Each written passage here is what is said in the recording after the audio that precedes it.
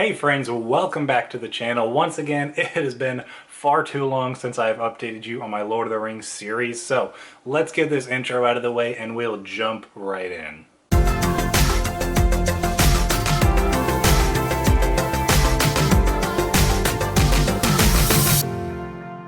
Welcome once again, my name is Austin and this channel is all about digging deeper and going further to better understand faith and film and everything that's in between. If that sounds exciting to you, make sure you click that subscribe button down below and like the video so you don't miss out on any new content. So I'm actually going to change up this series a little bit going forward.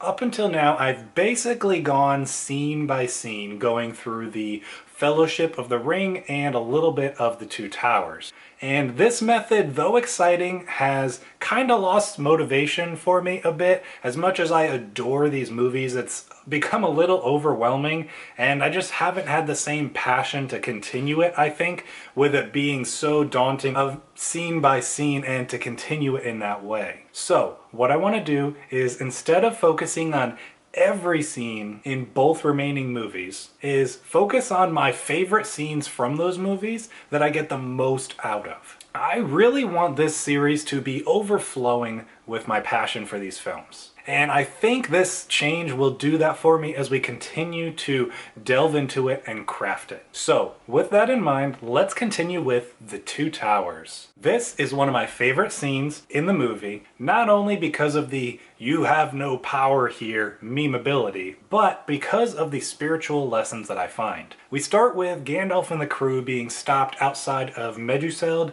the Great Hall of Rohan where King Theoden reigns. They are told that by order of Grima, they cannot enter until they remove their weapons. They reluctantly comply with exception of Gandalf's staff. In revisiting this scene for analysis, I actually picked up on something new. Grima, being a servant of evil, Saruman and Sauron, sought to disarm the Fellowship so that they could not fight back in his attack. The enemy in our world often uses a very similar tactic, trying to disarm us by taking away our family, our friends, our faith, and the feeling of connection that we have to the scriptures or even God. The attack will be easier if we are disarmed or not expecting it. But like Gandalf, we need to see through that tactic and hold fast to our faith and the truth that we know and believe in. So the Fellowship enters the Great Hall, immediately recognizing that something about Theoden is off as Grima continues to whisper lies and deception into his ear. Grima approaches Gandalf but is immediately silenced by him, ordering him to keep his forked tongue behind his teeth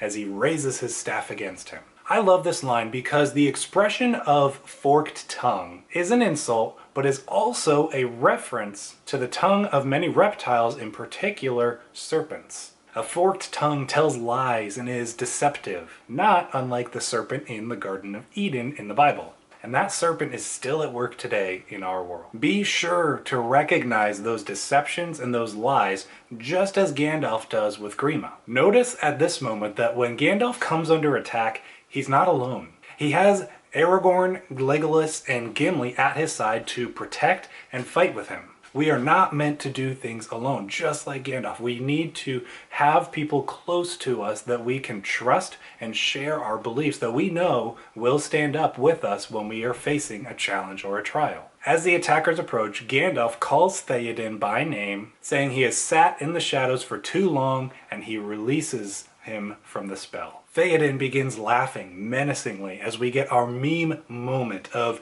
"you have no power here." Gandalf is done being nice as he throws off his cloak, revealing a blinding bright light. This is very much a spiritual resurrection. Until this point, Theoden has been hidden in the shadows under the control of Saruman. And as Gandalf explains, he will draw him as poison from a wound. Saruman cannot withstand Gandalf's newfound power and is forced to retreat from Theoden's body. After a moment, Theoden begins to resemble his former self. Like him, we can become lost in the lies and deception of the enemy. We can become unrecognizable to those who truly care for us. Theoden's transformation is now complete as he recognizes his niece Éowyn. He then turns and recognizes Gandalf, who tells him to breathe the free air once again. Imagine how suffocating it must have been to be as far gone and under the control of Grima and Saruman for so long. This is a great reminder to enjoy and appreciate the air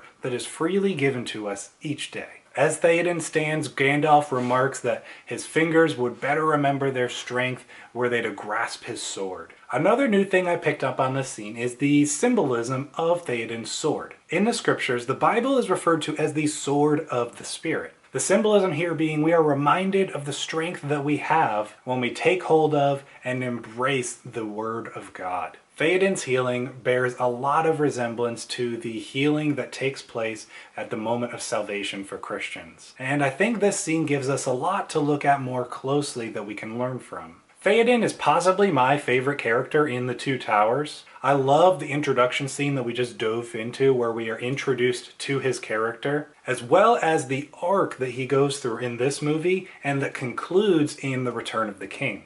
I hope you enjoyed this look at a favorite scene of mine from The Two Towers. I loved putting it together, and I even learned a little something new myself in revisiting the scene. Thank you for sticking around to the end of this video. If you enjoyed it, make sure you click that subscribe button down below so you don't miss out on any new content, and I will see you in the next video.